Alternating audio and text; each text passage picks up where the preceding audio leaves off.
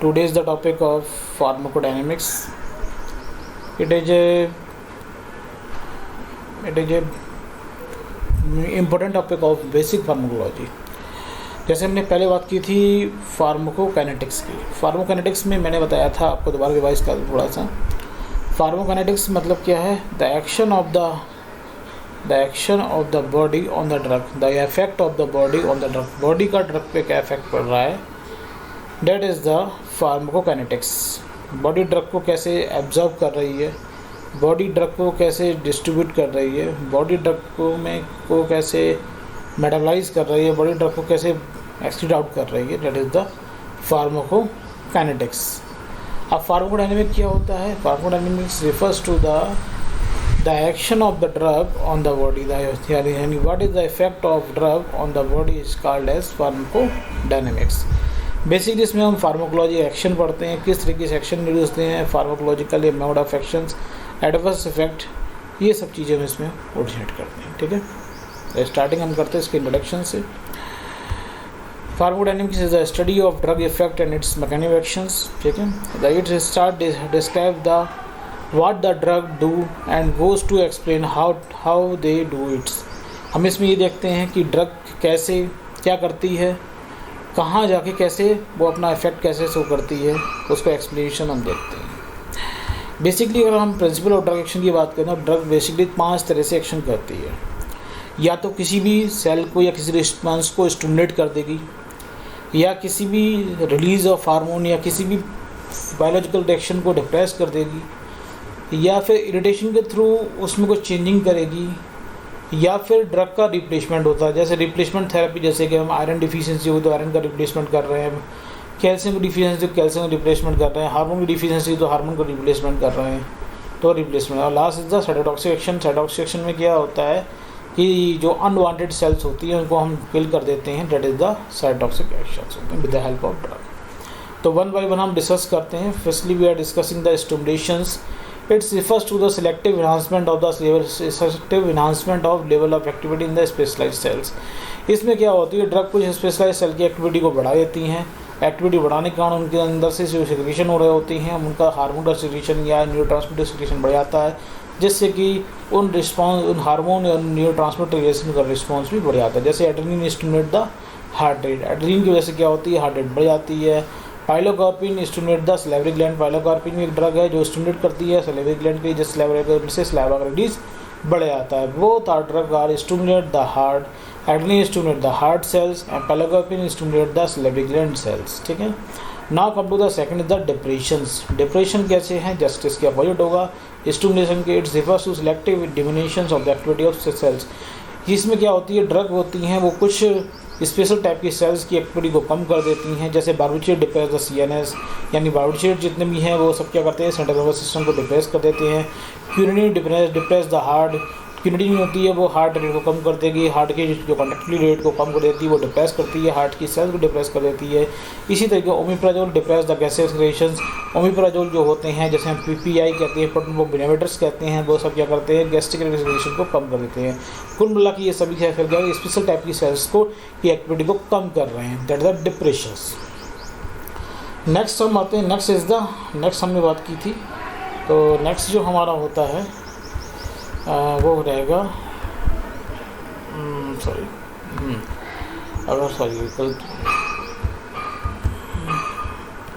Next is the irritations. Irritation क्या है? Irritation a non selective often noxious effect और is particularly applied on the less specialised cells. ये कुछ specialised cells होती हैं, कुछ number of quantity of cells होती हैं, उनमें कोई नॉक्सियस इफेक्ट देती है. नॉक्सियस मतलब कि ये क्या होता है कि इरिटेशंस कर रही हैं, जो नॉक्सियस मतलब जो पसंद नहीं है उस तरह के रिस्पांस प्रोड्यूस करती हैं. और उन रिस्पांस की वजह से क्या होता है, सेल में कुछ एक्शन प्रोड्यूस होते हैं. जैसे बिटर इंक्रीज द गैसिक्रेशन. बिटर्स हमको पसंद नहीं है, खट्टापन की वजह से क्या होता है, हमारा गैसिक्रेशन बढ़ जाता है. Counter irritant increase the blood flow at the side of play. Counter irritants होते हैं जहाँ पर जैसे कि हमारा पेपरमेंट्स है या फिर यूकेलिप्टस पेपरमेंट्स का ऑयल है, वहाँ पर हम ऑयल अप्लाई करते हैं, फिर कैंपर अप्लाई कर रहे हैं तो काउंटर इरिटेंट एक्शन देता है, जिसकी वजह से क्या होता है उस एरिया में ब्लड फ्लो होता है, ज़्यादा होने लगता है. वो भी एक तरह से फार्मूला इफेक्ट इंड्यूस करता है. यानी बिटर और काउंटर इरिटेंट दोनों क्या कर रहे हैं, इरिटेशन यानी बिटर्स और बिटर और continents are those both agent that produce the nutrition of the some type of cells and produce some their effect by the irradiations. ठीक है, नेक्स्ट आता हूँ मैं एक्सप्लेन करता है कि रिप्लेसमेंट में क्या हो रहा है, डिफिशियंसी किसी चीज़ की ज़्यादा हो गई बॉडी के अंदर या किसी चीज़ की अधिकता ज़्यादा हो गई है, तो डिफिशियंसी की स्टेज में हम उस जो सब्सटेंस कम हुआ है उसको हम बढ़ाते हैं, वो थेरेपी कहलाती है, रिप्लेसमेंट थेरेपी कहलाती है. It mean the use of natural metabolite, hormone, vitamin, metals और their congener in deficiency state of the body. इसमें क्या कहते हैं, नेचुरल मेटाबोलाइट्स होते हैं, हार्मोन हैं, विटामिन्स हैं, मेटल्स हैं और उनके कॉन्जेयर हैं, उनको हम यूज़ करते हैं deficiency state of the body में अगर कमी हो गई. जैसे हम बात करें पार्किंसोनिज्म में क्या होता है, डोपामिन की डिफिशियंसी हो जाती है जिसकी वजह से पार्किंसोनिज्म जैसा डिसऑर्डर बन जाता है. उस कंडीशन लिवोडोपा देते हैं. Levodopa is the precursor of the dopamine. Levodopa जब बाद में बॉडी में कन्वर्ट किसमें जाता है, डोपामिन में, और डोपामिन की क्वांटिटी को बढ़ा देता है जिसकी डिफिशियंसी हो गई थी. इसी तरीके इंसुलिन इन डायबिटिक मेलाइटस में क्या होता है, इंसुलिन का सिक्रेशन कम हो जाता है. जब इंसुलिन सिक्रेशन कम हो रहा है तो ब्लड ग्लूकोज कंटिन्यू बढ़ता जाता है. उस कंडीशन में क्या, इंसुलिन जब कम बन रहा है, कम रिलीज हो रहा है टाइप 1 डायबिटीज़ में, उस कंडीशन में हम इंसुलिन इंट्रोड्यूस करते हैं बॉडी के अंदर, तो ये भी क्या है, एक तरह का रिप्लेसमेंट है. Last is the iron in anaemia condition में क्या होता है, आयरन की डिफिशियंसी की वजह से एनीमिया हो जाता है, हीमोग्लोबिन की सेल्स का काउंट कम हो जाता है, आरबीसी का सेल का काउंट कम हो जाता है. उस कंडीशन में क्या होता है, आयरन को हम रिड्यूस करते हैं. आयरन को रिड्यूस करने से हीमोग्लोबिन का काउंट बढ़ जाता है, आरबीसी काउंट बढ़ जाता है. तो ये क्या है, डिफिशियंसी ऑफ आयरन की वजह से वो तो आयरन होती है, तो ये रिप्लेसमेंट थेरेपी हो गया. ठीक है. एंड लास्ट में is the cytotoxic action. Cytotoxic action किसी भी सेल को डैमेज करके कुछ एक्शन प्रोड्यूस होता है, वो क्या साइटोटॉक्सिक एक्शन है. This refers to selective cytotoxic action of the antibiotic on endobiotic parasites. इसमें क्या होता है, जो साइटोटॉक्सिक एक्शन होता है एंटीबायोटिक का, जो कि हमारे बॉडी में पैरासाइट्स होते हैं, वो बाहर से कुछ ऑर्गेनिज्म हो गए हमारी बॉडी में घुस आए हैं, उनकी सेल को डैमेज करने का काम होता है एंटीबायोटिक का. इसमें कैसा ऐसे bacteria, virus, fungi, cancer cells होती हैं, इनको सबको ये डैमेज कर देते हैं, साइड इफेक्ट्स कर देते हैं, या फिर एटेन्यूएटेड कर देते हैं, attenuate them and without significantly affecting the host cells. यानी हमारी सेल्स में कोई इफेक्ट नहीं पड़ेगा, ओनली क्या करेंगे, ये पैरासाइट सेल को अफेक्ट करते हैं, उनकी टॉक्सिसिटी कम कर देते हैं या अपनी किल कर देते हैं. जैसे utilize for cure of infection of neoplasm यानी कि आपका कैंसर सेल्स में या इन्फेक्शन सेल्स में कंडीशन में हम साइटोटॉक्सिक एक्शन यूटिलाइज करते हैं. जैसे पेनिसिलिन है, क्लोरोक्वीन है, जिडोविडिन है, साइक्लोफॉस्फेमाइड है, ये सभी क्या साइटोटॉक्सिक. पेनिसिलिन क्या करती है, बैक्टीरिया सेल को डैमेज करती है. क्लोरोक्वीन क्या करती है, प्लाज्मोडियम सेल्स को डैमेज करती है. जिडोविडिन जो होते हैं वो आपके एंटीवायरल है, एंटीवायरल वायरस को सेट करेंगे. और cyclophosphamide is the anti cancer है, यानी कि कैंसर में जो अनवांटेड सेल्स हैं, जो ओवर ग्रोथ हो रही हैं, जो हमारे लिए हार्मफुल हैं, उनको सेल को डेथ हो जाते हैं, उनको किल कर देते हैं साइक्लोफॉस्फेमाइड्स. इस तरह से साइटोटॉक्सिक एक्शन हो जाता है. तो ये हमारा क्या हो गया, प्रिंसिपल ऑफ एक्शन बेसिकली क्या था, 5 टाइप का था, stimulation, depression, irritation, replacement and cytotoxic actions. Now come to the mechanism action. ये तो प्रिंसिपल ऑफ ड्रग एक्शन था. अब आते हैं कि किस तरीके से ड्रग एक्शन करती है. Majority of drug molecule their effect when interacting with the target molecule which is a protein nature. Majority drug होती हैं वो अपना इफेक्ट तभी प्रोड्यूस करती हैं जब एक टारगेट बायो मॉलिक्यूल से इंटरेक्ट हो जाती हैं जो कि प्रोटीन के नेचर के होते हैं, तभी वो ड्रग अपना इंट्रोड्यूस करेगी. ड्रग जब तक किसी प्रोटीन मॉलिक्यूल के साथ में इंटरेक्ट नहीं हो तब तक कोई इफेक्ट प्रोड्यूस नहीं होता है. अब वो प्रोटीन जो बायो मॉलिक्यूल किसी होते हैं, प्रोटीन के बने हुए होते हैं. According to the function of the protein the target of the drug actions can be divided into the 4 category. According to the function of protein जो बायो मॉलिक्यूल प्रोटीन बना हुआ है, प्रोटीन के डिफरेंट फंक्शन होते हैं. The target of the drug action के base पे हमने उसको डिवाइड किया 4 कैटेगरी में. एंजाइम्स हो सकते हैं, ड्रग या तो एंजाइम के साथ इंटरेक्ट होंगे, ड्रग या तो आयन चैनल से इंटरेक्ट होंगे, ड्रग या तो ट्रांसपोर्टर से इंटरेक्ट होंगे, और लास्ट में इज द रिसेप्टर्स. ये 4 टाइप की प्रोटीन्स होती हैं जिसमें ड्रग इंटरेक्ट होती हैं और अपना एक्शन प्रोड्यूस करती हैं. Enzyme, ion channels, transporters and receptors. We are starting from the enzymes. Enzyme is a catalytic protein that enhance the rate of biochemical reactions. So enzyme are the target of various drug actions. यानी enzyme क्या है, आप जानते हैं enzyme की catalytic protein होती है जो बायोकेमिकल रिएक्शन को बढ़ा देती है. अगर एंजाइम इसलिए ड्रग के एक्शन के लिए एंजाइम होते हैं, एंजाइम टारगेट होते हैं फॉर वेरियस ड्रग एक्शन. क्यों, अगर कोई ड्रग किसी एंजाइम को इनहिबिट कर देती है तो उस वजह से क्या होगी, बायोकेमिकल रिएक्शन की रेट कम हो जाएगी. और बायोकेमिकल रिएक्शन रेट कम हो जाएगी तो डायरेक्टली क्या होगा, उस सेल के अंदर वो फंक्शन या फिजियोलॉजिकल इफेक्ट होंगे वो कम हो जाएंगे. Drug can modify the rate of enzymatic mediated reactions. कहता है वो मॉडिफाई करेगी. तो एंजाइम्स में मेनली क्या होते हैं, ड्रग एंजाइम को इनहिबिट मोस्टली करते हैं। इनहिबिट करने पे क्या होते हैं, जो बायोकेमिकल रिएक्शन होती है सप्रेस हो जाती है। बायोकेमिकल रिएक्शन सप्रेस होने से वो प्रोडक्ट फॉर्म नहीं हो पाएगा जो बायोकेमिकल रिएक्शन से बन रहा था, और वो प्रोडक्ट फॉर्म नहीं हुआ तो फिजियोलॉजिकल फंक्शन होते हैं वो सप्रेस हो जाते हैं। इस तरीके से वो ड्रग एंजाइम को इनहिबिट करके अपने एक्शन प्रोड्यूस करती है। जिसे हम आगे उससे एक्सप्लेन करें तो किस तरीके से करती है। Mainly inhibition of enzyme is common mode of drug action. मैंने बताया था ड्रग मेनली उन एंजाइम को इनहिबिट कर देती है, इनको ब्लॉक कर देती है। ये ड्रग का मेन एक्शन होता है एंजाइम के थ्रू।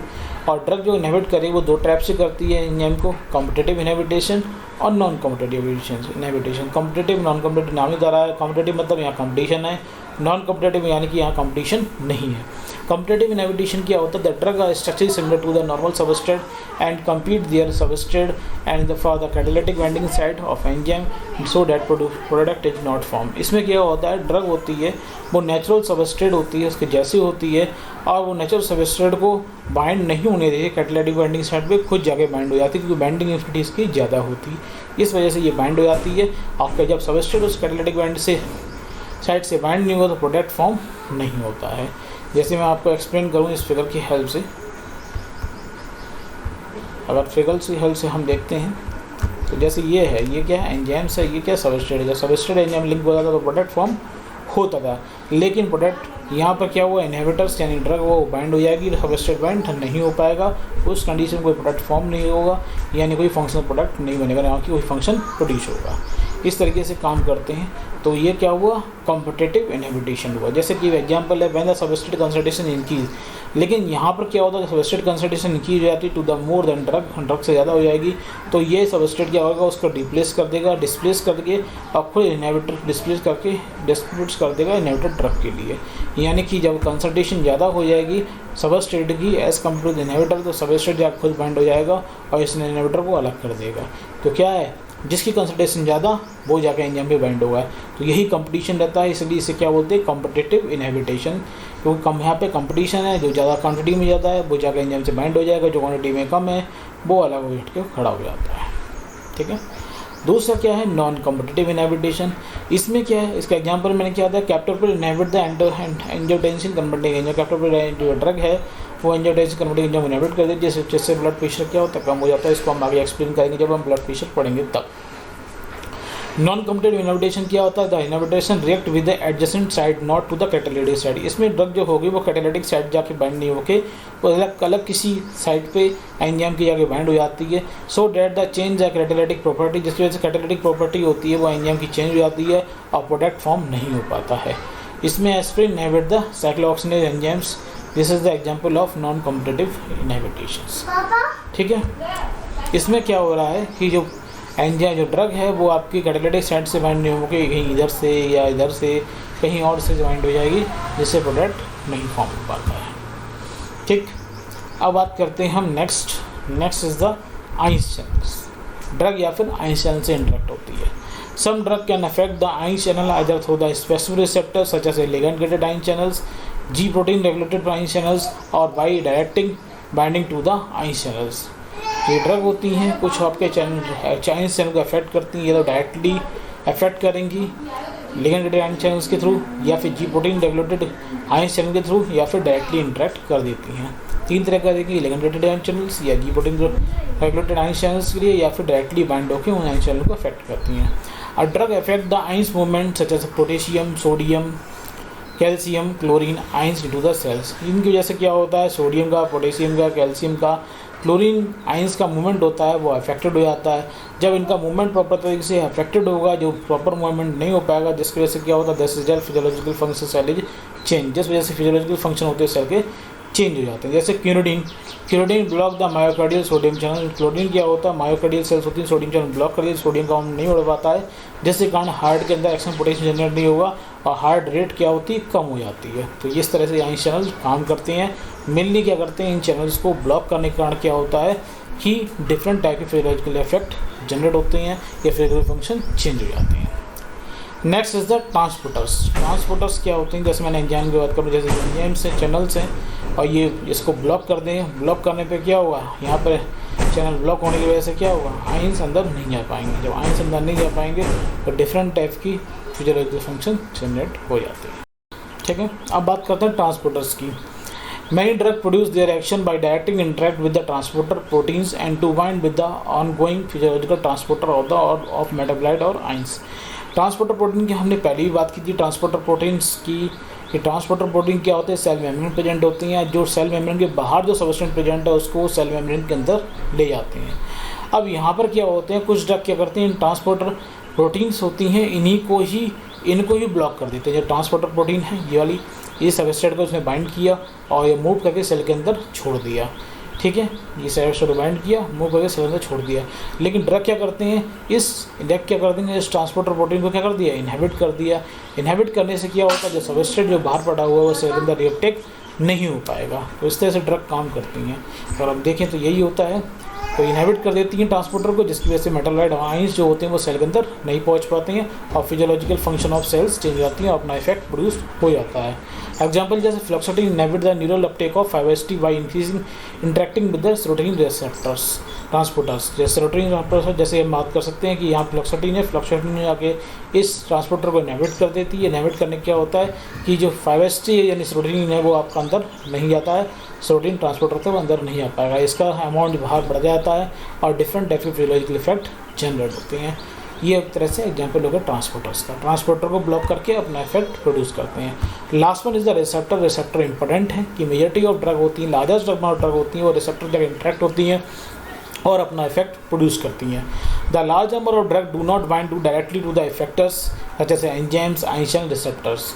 एंजाइम चैनल और ट्रांसपोर्टर की जो हमने बात की है, बहुत सारी ड्रग होती हैं वो डायरेक्टली इंटरेक्ट नहीं होती हैं, but way act through the specific regulatory macromolecules which control the above list of effectors. ये क्या करती हैं, कुछ एक स्पेशल टाइप के मैक्रोमोलिक्यूल्स होते हैं, उससे जाकर इंटरेक्ट हो जाती हैं और ये macromolecule directly enzymes, channel, transporter जैसे अबव लिस्ट ऑफ इफेक्टर्स उनको कंट्रोल करता है। These regulatory macromolecules is called receptors. इस टाइप के मैक्रोमोलिक्यूल्स होता है उसे क्या बोलते हैं, रिसेप्टर्स बोलते हैं। Receptor define as a protein macromolecule located on the surface और inside the effector cells. Receptor एक मैक्रोमोलिक्यूल्स है, प्रोटीन्स हैं जो कि सरफेस सेल के जो उनकी सरफेस पे प्रेजेंट हो सकती है, सेल के इनसाइड अंदर भी प्रेजेंट हो सकती है। Drug molecule bind to the receptor. ये ड्रग मॉलिक्यूल होता है वो रिसेप्टर से जाके बाइंड होता है and initiate the response of drug action by changing the biochemical reactions. और ये जब ये जाके बाइंड हो जाएगा तो इसी की वजह से क्या होगा, कुछ इनिशिएट होंगी, स्टार्टिंग हो जाती हैं drug reactions by the changing of biochemical reaction. Biochemical reaction कुछ स्टार्ट हो जाएंगी या जनरेट हो जाएंगे, बायोकेमिकल रिएक्शन स्टार्ट हो जाती हैं उस रिसेप्टर की एक्टिवेशन से और अपना रिस्पॉन्स प्रोड्यूस होगा। जैसे एग्जाम्पल जी प्रोटीन वाले रिसेप्टर्स का एग्जाम्पल क्या है, cholinergic receptor, this is example of the receptors. अब इसमें कुछ इंपॉर्टेंट चीज़ें ये हैं, पहले हम यहाँ पे देख लेते हैं। ये क्या है, रिसेप्टर्स है। यहाँ पर क्या है, एगोनिस्ट है। एगोनिस्ट क्या करेगा, रिसेप्टर को एक्टिवेट करेगा। जैसे ही एगोनिस्ट इससे बाइंड हो, रिसेप्टर एक्टिवेट हो या रिसेप्टर एक्टिवेट होने की वजह से क्या होगा, अंदर की बायोकेमिकल रिएक्शन ट्रांसड्यूशन स्टार्ट हो जाएंगे और ट्रांसड्यूशन जो बायोकेमिकल रिएक्शन जो स्टार्ट होंगी तो लास्ट जो प्रोडक्ट बनेगा उस वजह से इफेक्ट जनरेट होना शुरू हो जाता है। इसी तरह से कुछ और ड्रग होती हैं जो क्या करती हैं, कॉम्पिटिटिव एंटागोनिस्ट, यानी कि रिसेप्टर को क्या कर देती हैं, बाइंड हो जाएंगे लेकिन रिसेप्टर को इनएक्टिव कर देंगे। इनएक्टिव करने पर क्या होगा, ट्रांसड्यूशन मैकेनिज्म नहीं होंगे तो इफेक्ट जनरेट नहीं होंगे। इसी तरह ड्रग क्या होंगी, या ड्रग या तो एगोनिस्ट हो सकती है या फिर एंटागोनिस्ट हो सकती है। तो ये एगोनिस्ट होगी तो रिसेप्टर एक्टिवेट होगा तो बायोकेमिकल रिएक्शन जनरेट हो जाती हैं। एंटागोनिस्ट होंगे तो रिसेप्टर क्या होगा, रिसेप्टर इनएक्टिव हो जाएगा। रिसेप्टर बाइंड तो जाएंगे और लेकिन एगोनिस्ट को बाइंड नहीं होने देंगे। एगोनिस्ट बाइंड नहीं हो पाएगा क्योंकि एंटागोनिस्ट पहले बाइंड हो गया है और एंटागोनिस्ट बाइंड हो गया है तो रिसेप्टर को एक्टिवेट नहीं करेंगे, ओनली बाइंड हो जाती हैं। इस कंडीशन में बायोकेमिकल रिएक्शन जनरेट नहीं हो, ट्रांसड्यूशन रिएक्शन जनरेट नहीं होगा, इफेक्ट प्रोड्यूस नहीं होगा जब एगोनिस्ट रिसेप्टर से बाइंड हो जाएगा। तो यही मैं बता रहा हूँ, यहाँ पर आपके कुछ ड्रग रिसेप्टर इंट्रैक्शन होते हैं जैसे कि agonist an agent which activate the receptor to produce effect as similar to the physiological signal molecule. एक एजेंट एगोनिस्ट यानी वो एजेंट है जो रिसेप्टर जगह इंटरेक्ट होता है और एक सिमिलर फिजियोलॉजिकल सिग्नल मॉलिक्यूल जैसे रिस्पॉन्स को प्रोड्यूस करता है, that is the agonist. Antagonist क्या है कि वे एजेंट जो रिसेप्टर जाके इंटरेक्ट हो रहे हैं लेकिन कोई भी एक्टिविटी या फिजियोलॉजिकल एक्टिविटी शो नहीं करते हैं, जाके बाइंड हो जाती हैं, एगोनिस्ट को खुद बाइंड नहीं होने देते हैं और कोई भी एक्टिविटी शो नहीं करते हैं। ठीक है, नेक्स्ट मैं बात करूँ तो क्या है, inverse agonist. Inverse agonist just opposite to the agonist, यानी कि रिसेप्टर जगह बाइंड भी होंगे और जो इफेक्ट प्रोड्यूस करेंगे just opposite direction of the agonist produce करेंगे। यानी अगर वो कोई एगोनिस्ट कॉन्ट्रैक्शन कर रहा है तो ये क्या करेंगे, रिलैक्सेशन करेंगे। फिर आता है next partial agonist. Partial agonist में क्या है, ये जाकर रिसेप्टर पर जाकर बाइंड भी होंगे, एक्टिवेट भी करेंगे लेकिन सब मैक्सिमम पार्शियल एगोनिस्ट यानी वो एजेंट जो एक्टिवेट तो रिसेप्टर करते हैं बट लेकिन सब मैक्सिमल इफेक्ट देंगे, यानी कि जो एगोनिस्ट से जो फुल इफेक्ट रहता था उस तरह का इफेक्ट प्रोड्यूस नहीं करेंगे, ओनली कुछ इफेक्ट करेंगे और ना ही एगोनिस्ट को उसके साथ बाइंड हो जाएंगे, नहीं एगोनिस्ट का एक्शन आएंगे, the blood block the action of agonist. ठीक है, तो ये तो आपको क्लियर हो गया होगा कि agonist gets produce that activate the receptor and produce the similar action of the normal signal molecules. Agonist bind to the receptor but not produce any type of the reactions या activity को produce नहीं करेगा। Inverse agonist यानी कि bind to the receptor but produce the opposite direction of the activity to the agonist. Agonist जैसा contraction करेगा तो ये रिलैक्सेशन करेगा। पार्शियल एगोनिस्ट यानी बाइंड तो होगा लेकिन इफेक्ट प्रोड्यूस करेगा कुछ क्वांटिटी में, ना कि एगोनिस्ट की तरह। अब लिगेंड्स क्या होते हैं? लिगेंड्स वो मॉलिक्यूल रहते हैं जिनके अंदर केवल बाइंडिंग एफिनिटी होती है, वो रिसेप्टर से जाके बाइंड हो जाएंगे, लेकिन ये नहीं कह सकते उनमें एफिनिटी, उनके अंदर एफिनिटी कैसी है। ओनली बाइंडिंग प्रॉपर्टी होती है जिन एजेंट्स के अंदर जो रिसेप्टर से बाइंड हो सकती हैं, उन्हें हम लिगेंड्स कह सकते हैं। ठीक है, बट ना इसका कोई रिलेशन फिजियोलॉजिकल फंक्शन से कुछ नहीं होता है। ठीक है, तो ये कंप्लीट हुआ आपका फार्माकोडायनेमिक्स। कोई कन्फ्यूजन हो तो पूछिएगा कमेंट बॉक्स में। अगर वीडियो समझ में आया हो तो लाइक कीजिएगा, मेरे चैनल को सब्सक्राइब कीजिएगा और अपने कलिंग के साथ में शेयर कीजिएगा। ओके, तब तक के लिए थैंक यू। नेक्स्ट वीडियो में मिलते हैं। ओके।